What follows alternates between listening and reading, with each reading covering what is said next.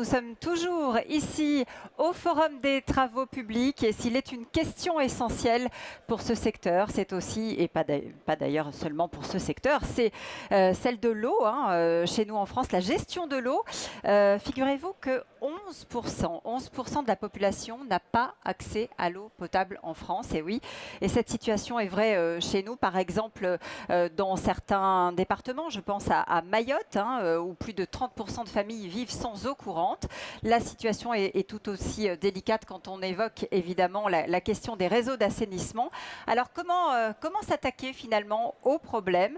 C'est vrai que c'est un enjeu pour le secteur des travaux publics. Bonjour Alain Grisot. Bonjour. Merci d'être avec nous. Vous êtes président des canalisateurs, on dit comme ça? Oui, c'est ça, tout à fait. On dit comme ça. Vous connaissez donc le réseau par cœur, ses forces, ses faiblesses et comment on peut le faire évoluer. C'est votre métier de raccorder, de faire en sorte que le plus grand nombre puisse avoir accès à l'eau. On va en parler dans un instant. Avec nous également Thierry Burlot. Bonjour. Bonjour. Merci d'être avec nous. Vous représentez le Cercle français de l'eau. Votre mission est d'intervenir auprès des collectivités pour mettre en place, si je schématise, une meilleure gestion de la ressource et ce, dans un contexte particulier qui est évidemment celui dont nous venons de parler, le dérèglement climatique qui fait de l'eau évidemment un bien de plus en plus précieux. Jérôme Bortoli, bonjour. Bonjour. Merci d'être avec nous. Vous êtes directeur général de Vendée Eau. On verra comment vous avez anticipé la raréfaction de la ressource et comment vous mettez aussi en place un recyclage des eaux usées. Et Pascal Puyot est également avec nous. Bonjour. Bonjour. Vous êtes directeur régional de Veolia Waters Technologies Centre-Ouest Océan. Vous viendrez aussi nous apporter évidemment votre expérience puisqu'aujourd'hui, et oui, on sait recycler l'eau.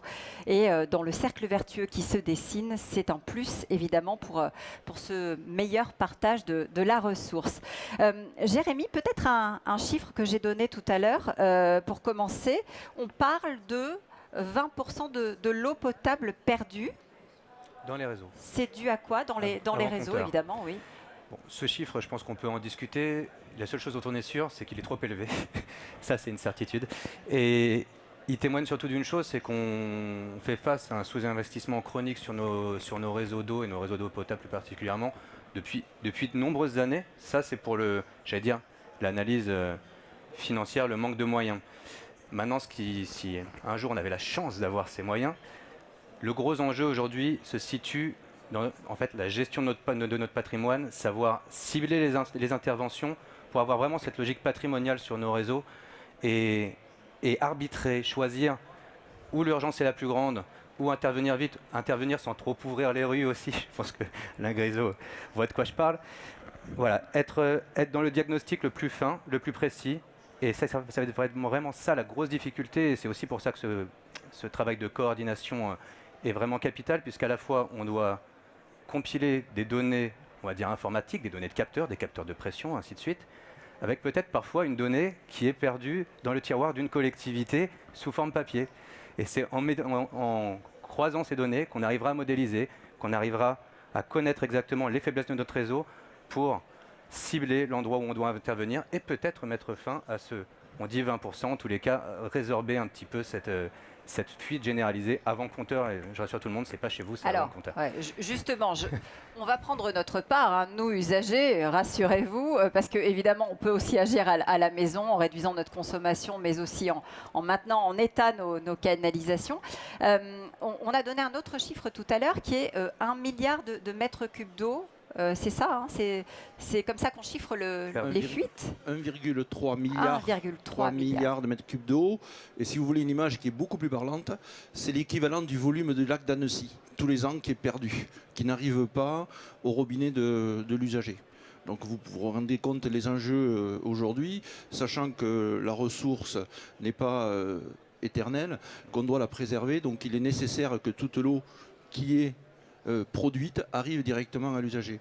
Mais je voudrais revenir simplement sur ce que vous disiez, c'est que c'est un ensemble de solutions pour la gestion qui arrive. C'est à la fois une connaissance, une gestion patrimoniale, une qualité des réseaux, un financement, un suivi et de l'innovation. Je crois que la gestion globale de l'eau passe par l'ensemble de ces éléments. Et c'est pour ça que c'est un ensemble d'acteurs qui doivent se mettre autour de la table pour continuer à faire évoluer je dirais aujourd'hui, la prise de conscience qui a démarré avec les assises de l'eau, mais qui encore ne sont pas arrivées au bout.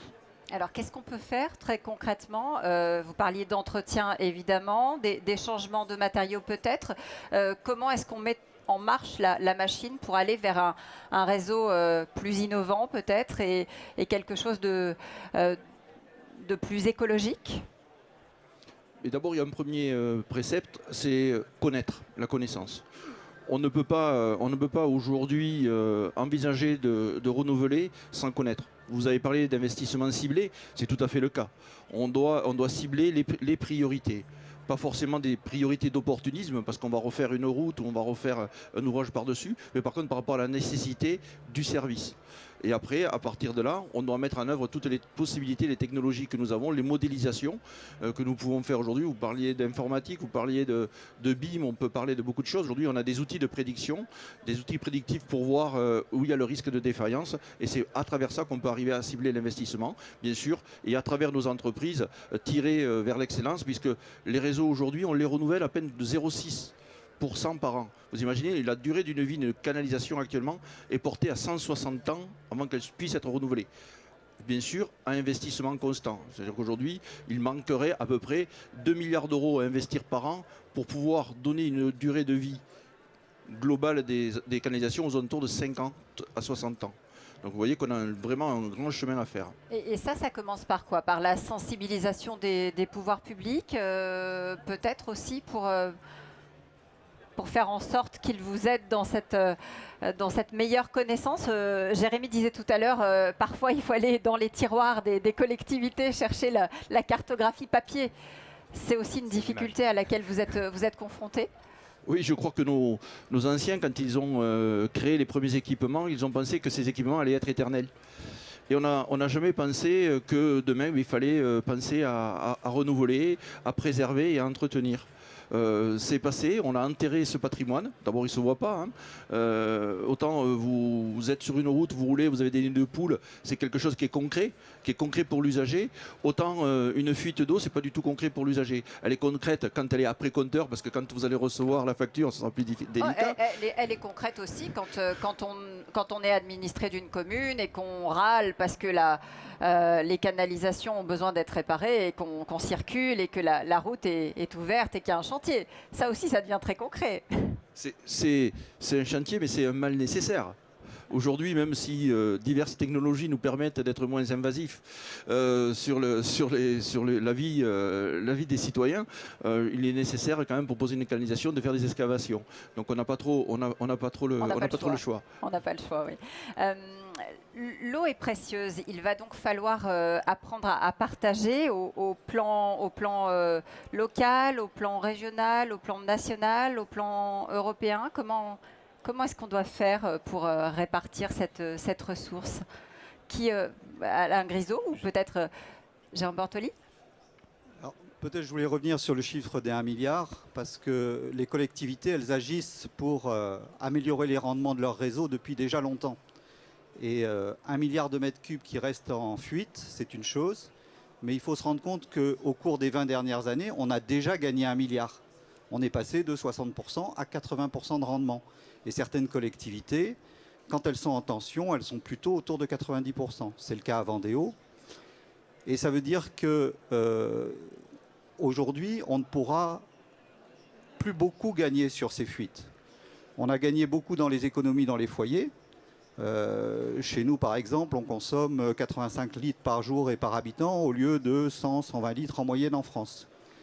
On est à 90% de rendement, on a gagné 1 milliard et on est sur des territoires, tous les territoires littoraux en France, du Cotentin jusqu'à la frontière italienne, tous les grands fleuves, les grandes métropoles sur les grands fleuves vont être en conflit de ressources dans les prochaines années. Et on n'aura plus ce milliard sous le pied. Ça veut dire que les 20% qu'on a réussi à gagner pour être OK avec les besoins sur les 20 dernières années, aujourd'hui on répond à peu près à la demande un peu partout en France avec une eau en quantité et en qualité. Dans les 20 prochaines années, avec l'impact du dérèglement climatique, la raréfaction de la ressource, ça va être plus compliqué. Et ça va être beaucoup plus compliqué pour beaucoup de territoires. Ça veut dire qu'il faut chercher de nouvelles solutions. évidemment continuer à travailler sur les rendements, mais il faut aussi trouver des solutions sur la réutilisation des eaux usées, le stockage. Il faut être innovant. Et aujourd'hui, la réglementation ne nous permet pas de le faire. Et donc, ces collectivités, elles doivent s'organiser pour trouver des solutions en dehors même de ce qui est proposé aujourd'hui par la réglementation. C'est l'objectif de ce que fait Vendéo avec le projet Jourdain. Le projet Jourdain, c'est un démonstrateur de réutilisation des eaux usées. Aujourd'hui, cette eau, elle est trop précieuse pour la gaspiller en mer. On ne peut plus se permettre de laisser une seule goutte d'eau partir à la mer, alors qu'on a déjà investi des euros et des euros de traitement sur cette eau-là. On pourra revenir dessus. On va y revenir évidemment. Je voudrais qu'on s'arrête effectivement un instant, si vous le voulez bien, sur les entreprises qui traquent les fuites et qui essayent de pallier ce problème. C'est Najis Hadji qui est allé à leur côté. Les habitants d'Annonay ne sont pas de grands consommateurs d'eau en bouteille et pour cause, leur bonheur sort tout droit du robinet. Et ben moi, l'eau d'Annonay, l'eau du barrage, je l'aime bien. J'ai toujours bu l'eau du robinet depuis que je suis petite. J'aime pas trop l'eau en bouteille. Je préfère celle d'Annonay que celle de Salaise. Pour avoir goûté l'eau de Lyon, franchement les meilleures. C'est à quelques kilomètres de là que l'eau d'Annonay prend sa source en provenance du massif du Pilat dans le barrage du Ternay. Mais attention, tout n'est pas réservé à l'homme. Cette eau, en fait, c'est de l'eau brute. C'est le débit réservé qui est réservé justement pour la faune, la flore, le milieu aquatique. C'est l'eau qu'on doit laisser à la nature pour que tout ne soit pas pris et préempté pour les humains. Les réserves d'eau de ce barrage de 42 mètres de hauteur sont utilisées par 2 communes et tout se passe au sous-sol. Donc on peut observer les galeries qui nous permettent de mesurer la stabilité du barrage par des différents grains et points de mesure. Donc on vient chaque semaine faire une analyse de profondeur d'eau et une analyse de drain. Depuis que la commune a récupéré la compétence en 2010, le rendement est passé de 80 à 93%, notamment grâce à la recherche de fuites. Depuis, il y a eu vraiment des recherches de fuites importantes sur des réservoirs, des réhabilitations, trouver des fuites sur les réseaux pour effectivement se rapprocher au maximum de 100%. L'idée étant de préserver la ressource aussi et d'éviter de prendre de l'eau inutilement sur le milieu naturel. Et chaque année, on réserve des investissements importants pour réhabiliter nos réseaux.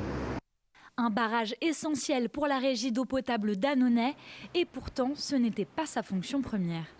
Initialement, il avait été conçu pour 2 choses, pour préserver Annonay des crues, donc comme écrêteur de crues, et pour amener de l'eau aussi aux industriels de Montgolfier et Canson. Maintenant, il a vraiment un rôle important pour l'eau potable, puisqu'il permet d'alimenter en eau potable toute la ville d'Annonay et Villevaucance. Une fois l'eau stockée, elle passe dans 2 km de réseau jusqu'à l'usine de potabilisation. Donc dernière étape ici pour l'eau brute, avant le traitement chimique pour justement rendre potable notre eau. Donc là ici on voit l'arrivée des conduites d'eau brute et derrière nous l'usine de potabilisation. L'eau traitée puis chlorée dans cette usine part dans des réservoirs, direction le robinet des habitants, une eau de montagne faiblement traitée, distribuée à un prix inférieur à la moyenne nationale. On est sur une moyenne pour l'eau potable à 1,87 € alors qu'on est sur 2,69 € à l'échelle nationale. À la fois aussi par des choix en termes de gestion de l'eau. On est passé en régie, donc on a permis de gagner sur le prix de l'eau. On a mis aussi une tarification sociale. Les 20 premiers mètres cubes sur la ville d'Annonay sont gratuits. En plus d'une eau potable de qualité, le territoire est précurseur en matière de gestion de l'eau. On a anticipé la loi puisque 2010, c'était la première prise de compétence sur l'assainissement, alors que la loi l'impose depuis la loi NOTRe en 2015. Avec une échéance 2020. Donc on a pris ces compétences par anticipation. Ça reposait d'abord sur une volonté politique, mais aussi la volonté de pouvoir engager un vaste programme d'investissement pour mettre à niveau les systèmes d'assainissement ou d'eau potable, surtout parce qu'ils reposaient précédemment sur l'échelon communal et on avait des communes qui étaient confrontées à des investissements trop importants qu'elles ne pouvaient porter seules. Fort de son succès, le maire d'Annonay ne compte pas s'arrêter là et souhaite étendre davantage sa gestion de l'eau. On a un gros projet d'investissement pour construire une nouvelle station de production. Donc là, on va vers un investissement de l'ordre de 6 millions d'euros. Sur la facture annuelle, les 20 premiers mètres cubes d'eau sont gratuits pour les habitants d'Annonay. Pour l'assainissement, l'eau potable et l'eau pluviale, ce sont au total 50 millions d'euros qui ont été mobilisés par l'agglomération. Comment entretenir le réseau? Alors c'était la question qui était posée et on vient de le voir à Annonay dans ce reportage. On dit le réseau parce qu'il y a 900 000 km de canalisation en France pour acheminer l'eau potable jusqu'à notre robinet. On devrait peut-être, Jérémy Bélanger, plutôt parler des réseaux, parce qu'il y a autant de réseaux que de communes quasiment, ou de communautés de communes. Tout à fait, la responsabilité des réseaux, on vient de le voir, elle incombe aussi aux collectivités. Après, je ne vais pas rentrer spécifiquement dans la problématique, est-ce qu'on choisit une délégation de service public ou est-ce qu'on choisit une régie? La question n'est pas là, la question c'est comment on croise les compétences.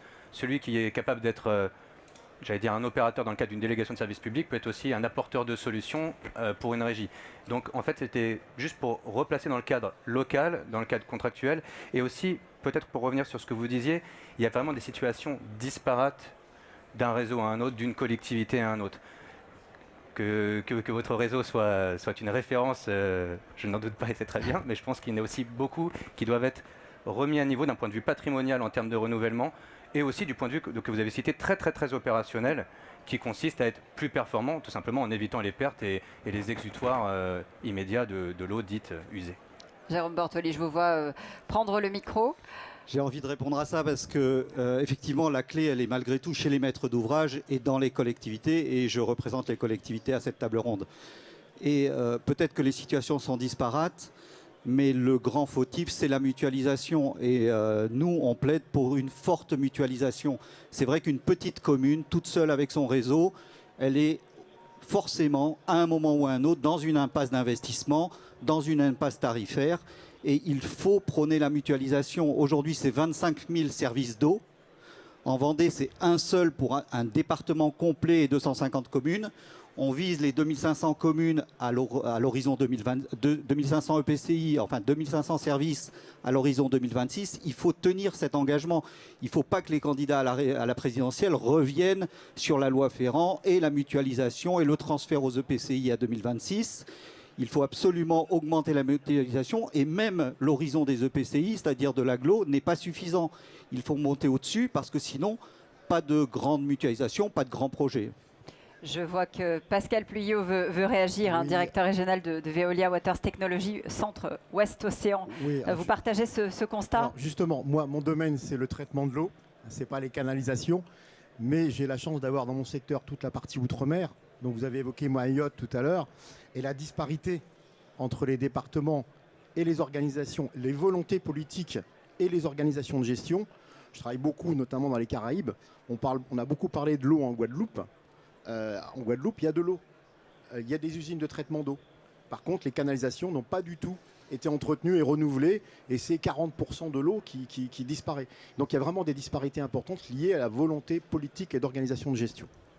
Quelles sont les innovations dont on dispose aujourd'hui justement pour éviter ces problématiques, éviter ces pertes dont nous sommes en train de parler, éviter les fuites?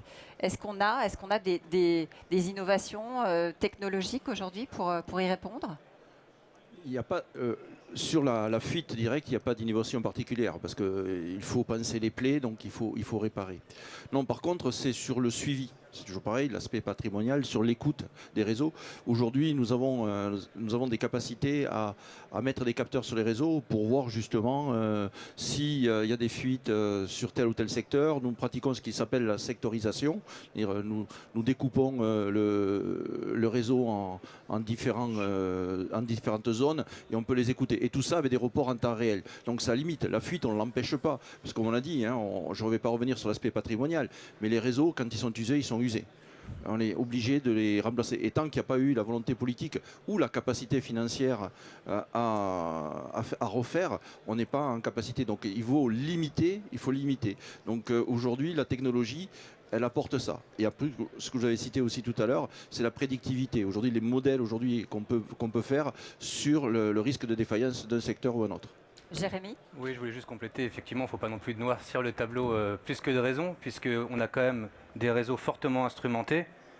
qui sont là aussi un petit peu vieillissants sur la dimension instrumentée, justement, sur lequel il faut probablement agir. Mais effectivement, on a pas mal de solutions, notamment aujourd'hui avec l'Internet des objets, qui va pouvoir beaucoup nous aider.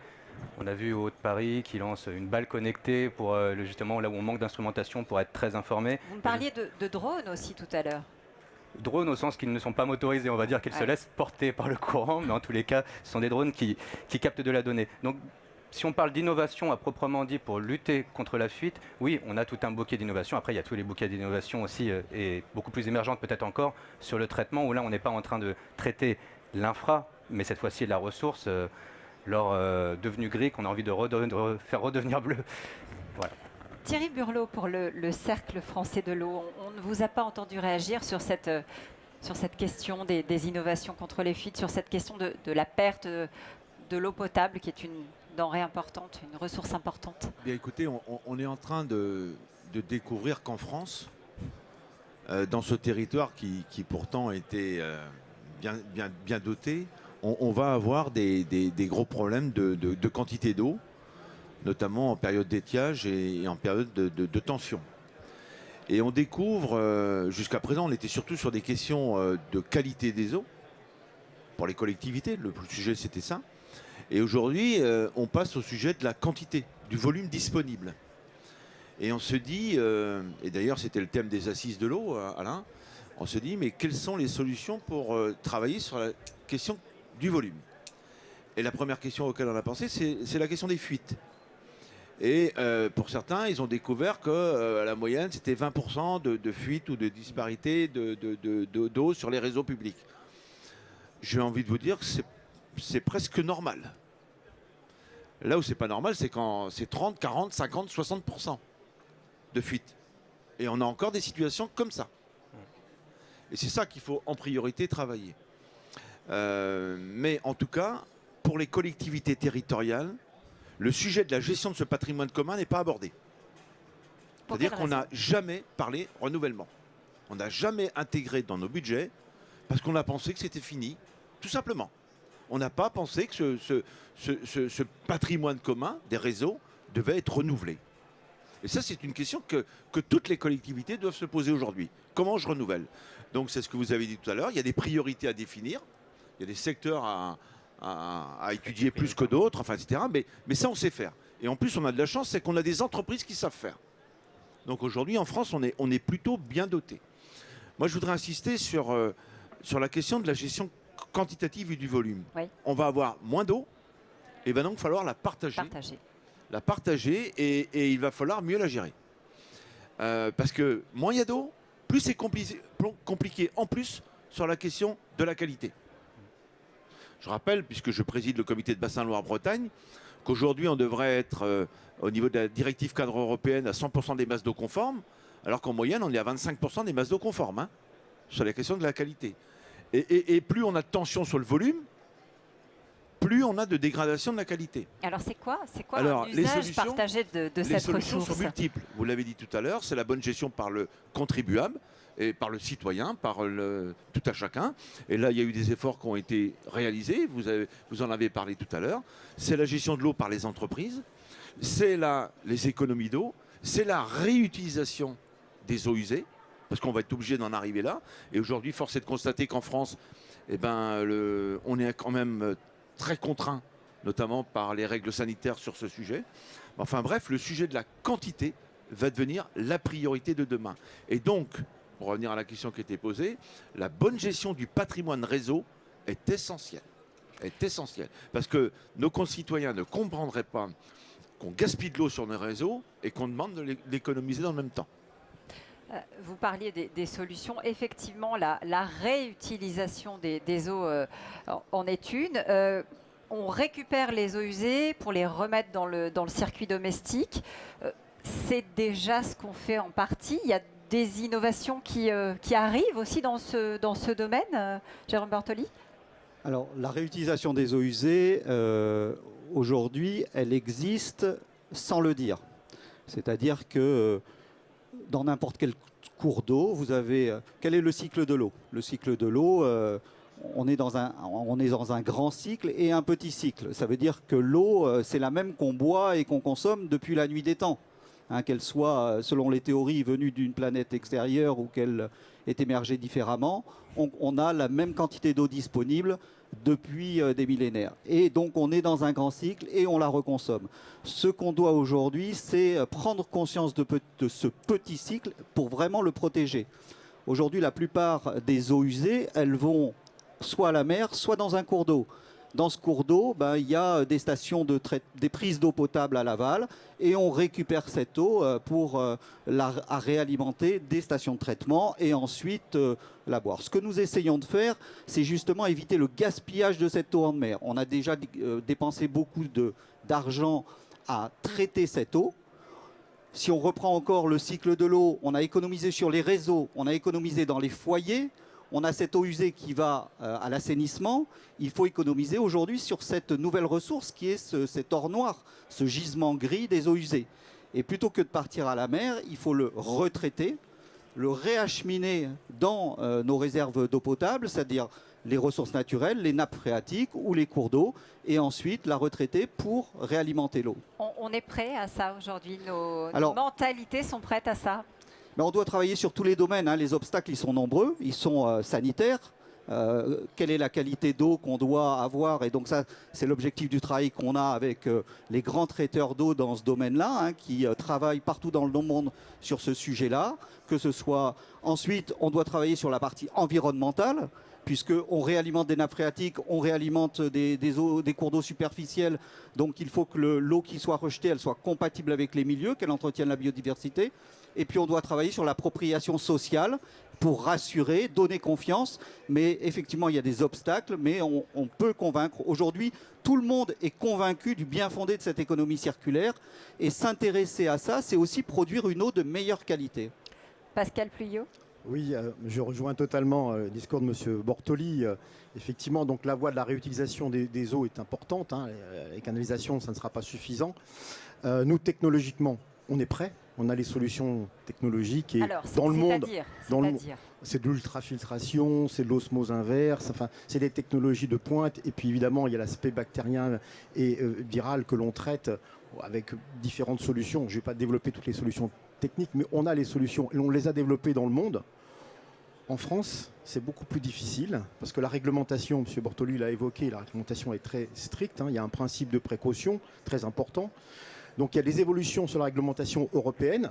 Par exemple, si on parle, Jourdain est un cas très particulier d'avant-garde, mais si on parle de reuse déjà sur l'irrigation, donc il y a une norme européenne qui est sortie, une réglementation européenne qui est sortie. Il y a un groupe de travail auquel nous participons, donc le SYNTO, le syndicat des traiteurs d'eau et l'UIE, pour faire avancer les choses de façon à ce que cette réglementation nous permette de pouvoir le faire plus facilement. Il faut savoir aujourd'hui que sur le reuse, en Europe, il y a des pays qui sont très avancés.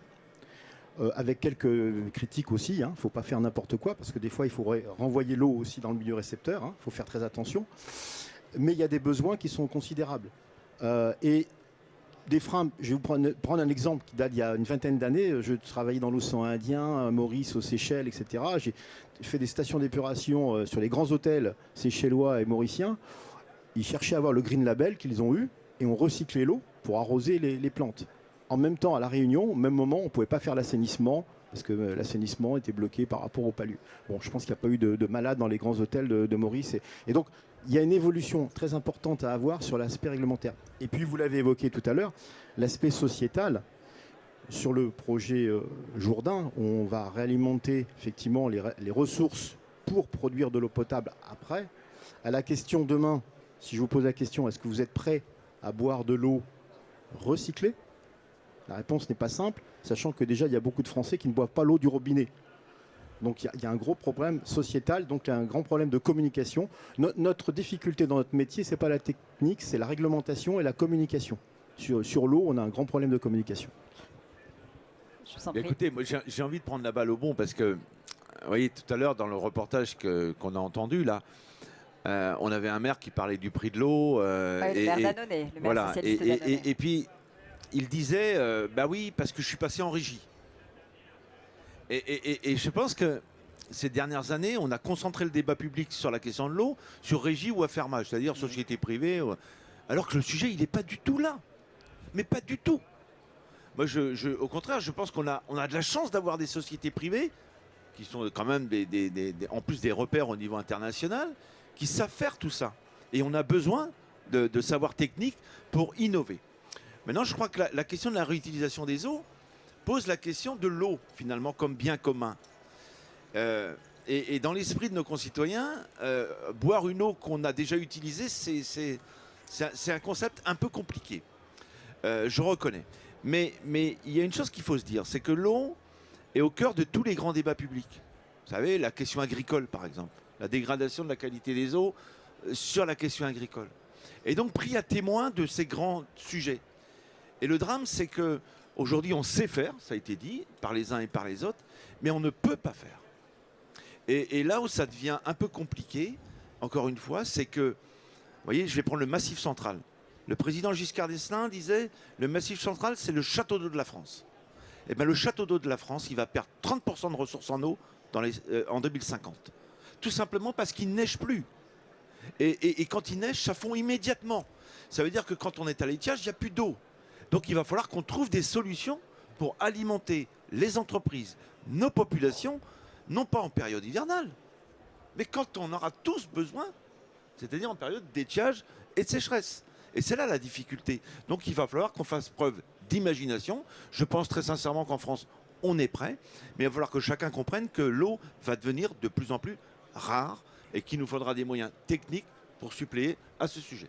Je regardais la question de la Vendée. J'ai vu qu'une ancienne carrière dans votre région, je crois du côté de Clouseau, a été réaffectée justement pour créer des réserves d'eau, pour pouvoir assurer l'approvisionnement en été, parce que précisément la population augmente, qu'il y a des départs vers cette partie-là de la France, et que donc la population étant plus importante, on a davantage de besoins. Voilà, il faut être inventif en permanence pour essayer de partager davantage. Oui, on n'a pas d'autre choix que d'innover en permanence. Il faut trouver des solutions, je disais la réutilisation, mais aussi d'autres gisements, c'est-à-dire en fait, il faut toujours économiser. On a de l'eau en surplus hivernal, il faut la stocker. On a de l'eau qui part à la mer, gaspillée après les stations d'épuration, il faut la réutiliser. Et ce stockage hivernal, alors pas au détriment des milieux, hein, mais on a de grandes quantités d'eau qui ne sont pas qui n'ont pas d'autres besoins. Et donc ceux-là, on peut les stocker dans d'anciennes carrières, on peut les réinfiltrer dans la nappe phréatique, on peut reconstituer des ressources près des bassins où on consomme cette eau. Alain Grisot peut-être, et ensuite on va faire circuler la parole. Je voulais compléter les propos de Thierry Burlot. Il ne faut pas résumer l'eau à un aspect budgétaire. Je crois que le discours du maire d'Annonay a été éloquent sur ce sujet. Il n'a parlé que de prix de l'eau, sans parler de ressources. Tout à l'heure, mon voisin me disait qu'on n'est pas tous égaux. C'est une réalité. La difficulté sur la Vendée pour avoir amené la ressource, il est obligé de porter sur des kilomètres et des kilomètres l'eau pour la traiter, la stocker, etc. et la distribuer. C'est sûr que le coût du service de l'eau sera beaucoup plus cher qu'à Annonay où il a l'eau facile, à profusion, etc. Donc il faut sortir de ce schéma, et je suis d'accord avec Thierry Burlot sur ce sujet. Ne raisonnons pas la gestion de l'infrastructure par un raisonnement budgétaire. Il faut arrêter. Certes, c'est important, mais ce ne doit pas être le socle de la réflexion globale sur à la fois le partage de l'eau et l'économie de l'eau. Ça, c'est très important. Jérémy, vous vouliez poser une question, réagir ? Compléter, résumer un petit peu, c'est qu'il faut à la fois avoir une vision structurelle, le côté patrimonial, en gros un réseau étanche qui fonctionne, et ensuite travailler sur la confiance que va avoir le citoyen dans le réusage de l'eau, dans ce fameux petit cycle qui est entre votre douche et la station d'épuration. Il peut y avoir 1000 vies de l'eau. 1000, j'en rajoute un petit peu, mais bon, en gros, c'est ça l'idée. Voilà. Donc, même sans en arriver jusqu'à une eau qu'on aurait l'occasion de boire, recyclée, avant même qu'elle soit passée par la station d'épuration, qu'elle ait suivi son cycle, qu'elle soit revenue, il y a beaucoup d'usages où on est pris par ce carcan réglementaire, je dis on collectivement, voilà, par ce carcan réglementaire qu'il faut réussir à ouvrir, et on n'y arrivera que que si peut-être on communique davantage sur la confiance, sur ce qu'on peut faire, non pas forcément d'une façon angoissante en disant nous allons manquer d'eau, mais ou soit nous allons manquer d'eau si nous n'utilisons pas les solutions que nous possédons. C'est un peu ça l'idée. Thierry Burlot ? Complètement. Et je voudrais dire qu'on a quand même de la chance en France, c'est que les services d'eau et d'assainissement, qu'ils soient gérés par le public ou par le privé, c'est avant tout des biens communs publics. C'est du bien public, on n'est pas dans la privatisation de l'eau. On est sur un bien commun qui peut être géré par le public ou le privé. Ça, c'est la première chose. L'eau, c'est un marqueur de nos dysfonctionnements. Vous savez, quand vous trouvez des métabolites de pesticides dans l'eau, c'est qu'il y a quelque chose qui ne s'est pas bien passé. Mais demain, on va parler de quoi? On va parler de microparticules de plastique. On va parler des résidus de produits médicamenteux, de résidus de produits vétérinaires et tout ça. Et plus on va aller, plus on va avoir de contraintes fortes sur la qualité et la quantité, bien évidemment. Donc il faut qu'on soit à la hauteur de ces enjeux-là. On va les traiter. Mais encore une fois, ça sera un marqueur de la capacité de nos collectivités, de nos entreprises à produire une eau potable, de qualité, au robinet. Vous vous rendez compte? Et ce que je voudrais dire, moi qui suis breton, vous savez, la quantité d'eau chez le particulier, elle a diminué. Et malgré cela, le volume d'eau distribué sur les réseaux publics a augmenté de 10% ces 3 dernières années. Et je me suis dit, mais qu'est-ce qui s'est passé? Eh bien, tout simplement, vous savez que les entreprises, notamment dans l'agroalimentaire, qui jusqu'à présent avaient des captages privés, aujourd'hui, on ne rigole plus. On va sur le réseau public, parce que c'est le réseau de confiance. Et plus ça va aller, plus ça sera comme ça. Et donc, je pense qu'il faut qu'on ait des réseaux publics de qualité, puissants, capables de répondre aux exigences sanitaires. Et pour répondre à votre question, je pense que le ministère de la Santé va être obligé d'évoluer sur cette question. Alors, il nous reste quelques minutes. Je voudrais vous donner la parole tour à tour, parce que vous le savez, cet après-midi, les candidats à la présidentielle seront présents pour leur grand oral. Qu'est-ce que vous attendez dans cette gestion de l'eau de la part des politiques aujourd'hui? Qu'est-ce qui est important de mettre en avant? Qui veut se lancer? Pascal Pluy. Je pense que clairement, on a un enjeu environnemental, économique et sociétal devant nous. Il y a eu un manque d'anticipation. On va dire, on considérait qu'on avait suffisamment d'eau en France, un peu partout, ce qui ne va pas être le cas. On va avoir des problématiques. Il y a des bonnes nouvelles, hein. On a des projets notamment en reuse, irrigation qui sont, j'ai pas le temps de les développer. Et donc j'ai évoqué tout à l'heure de la volonté politique, et c'est ça. Il faut qu'il y ait une volonté politique de permettre d'assouplir certaines réglementations de façon à ce qu'en France, nos sociétés, nos moyens, nos organisations publiques et privées puissent faire ce qu'elles réellement elles savent faire et réduire effectivement le gaspillage de l'eau. Ouais, le carcan réglementaire, hein, c'est quelque chose qui est souvent revenu dans vos propos. Alain Grisot, vous partagez? Je partage totalement et je compléterai quand on se compare aux autres pays à côté, et notamment sur la reuse. Nous avons des pays qui aujourd'hui sont en capacité d'irriguer, hein, donc de déjà travailler sur ces sujets.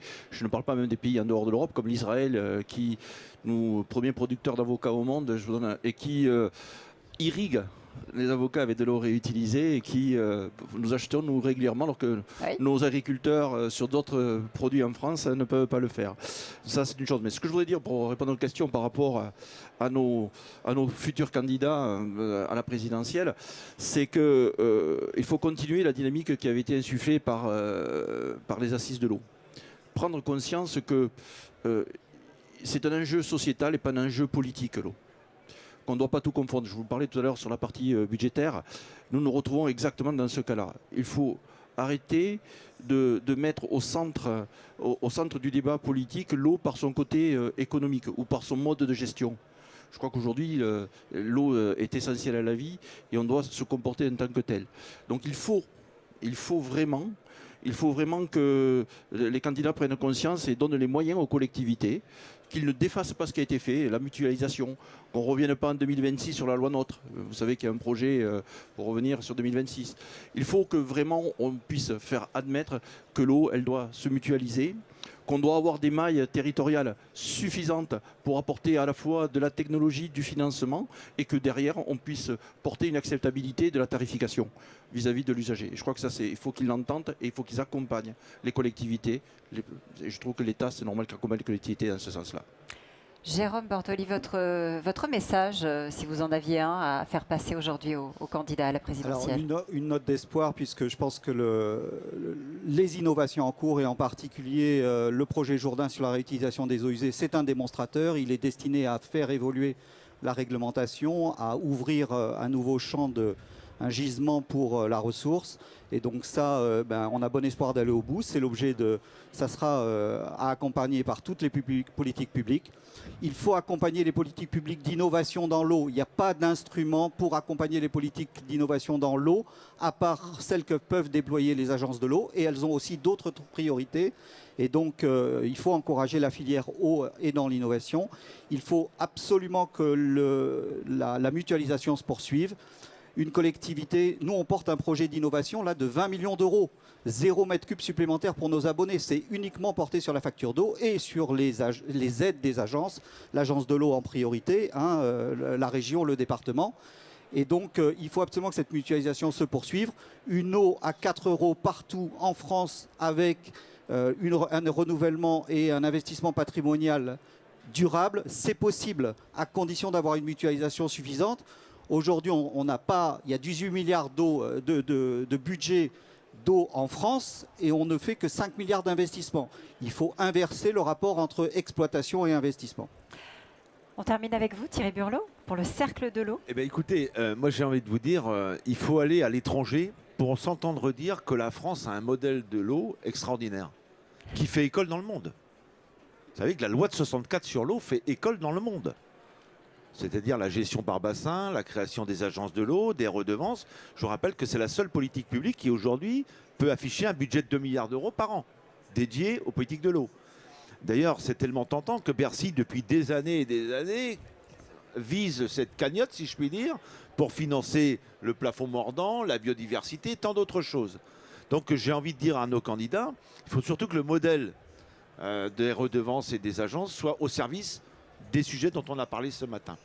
La deuxième chose que j'ai envie de dire, c'est qu'il faut qu'on sorte de la caricature, et je rejoins Alain Griseau. Il faut qu'on sorte de la caricature. Le problème de l'eau aujourd'hui, ce n'est pas un problème privé-public. On a besoin de tout le monde. Et encore une fois, en France, on a des entreprises, on a des collectivités, on a un patrimoine, on a un bien commun à gérer. Et je crois que la liberté d'action, c'est aussi ça. Donc c'est très bien, la concurrence, ça fait partie du dossier.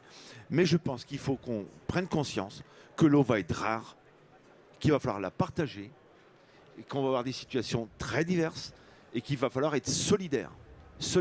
Et la solidarité, ça passe aussi par l'action collective dans les territoires. Et pour réussir le débat sur l'eau, il faut que la France, il faut qu'on soit ensemble. Vous voyez ? Il faut qu'on soit ensemble. Parce qu'on a besoin des territoires, on a besoin des entreprises, on a besoin des acteurs publics, et c'est ensemble qu'on gagnera cette affaire.